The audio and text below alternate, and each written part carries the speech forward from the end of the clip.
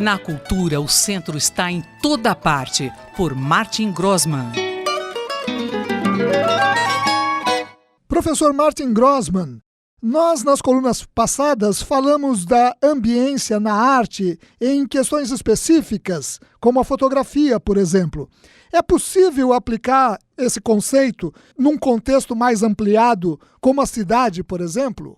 Sim, claro. A gente pode pensar em lugares específicos como ambiências, né? A gente já tratou de museu, então a gente podia imaginar, na verdade, considerar cidades, por exemplo, como museus. Então, se você considera Ouro Preto, né, ou Paraty, cidades que são museus, né, essa ideia de ambiência, ela também se aplica a contextos urbanos, né?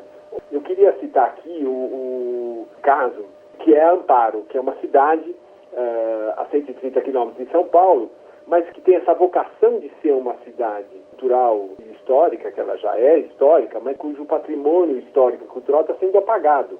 Está sendo também, eu diria até, destruído em relação à riqueza que ali se encontra, né? A gente tem que lembrar que Amparo faz parte de um segundo ciclo de riqueza no Brasil que colocou São Paulo em evidência, né? Não só no país, mas no mundo. O primeiro ciclo foi o ouro, né? E que gerou toda uma cultura, uma arquitetura importante que a gente preservou de certa maneira, né? Eu já citei Paraty, Ouro Preto, mas existiam outras cidades, Diamantina, né? E outras tantas que fazem parte desse roteiro histórico, né? E existe o Ouro Preto, que é o café, e que no século XIX, de fato, levou o desenvolvimento para o interior de São Paulo, né? E uma das primeiras estradas de ferro foi justamente a Mogiana, né? Fez essa ligação de Campinas com cidades como Jaguariúna e depois Amparo e até Monte Alegre, né? Onde então existem aí fazendas, ainda as estações mais ou menos aí foram preservadas, né? Mas a linha de trem desapareceu.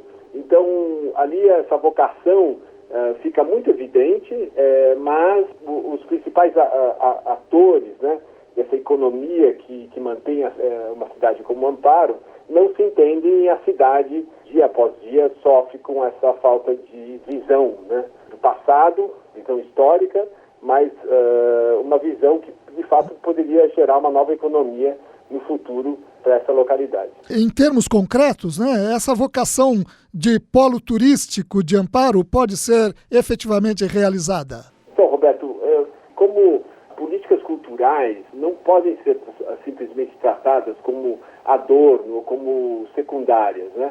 Elas, de fato, estão no centro de uma governança de uma cidade, uma vez que a gestão cultural ela vai pensar essas relações mesmo entre o passado, o atual, o contemporâneo, até induzir, né, o futuro, a construção de um futuro. No caso de Amparo, é interessante porque nós temos essa relação mesmo com a linha de ferro. Então, o que foi apagado, porque ela não existe mais, né, os trilhos foram removidos, mas existe aí uma cicatriz, esse apagamento, ou se a gente retrabalhar isso pode vir à tona, né?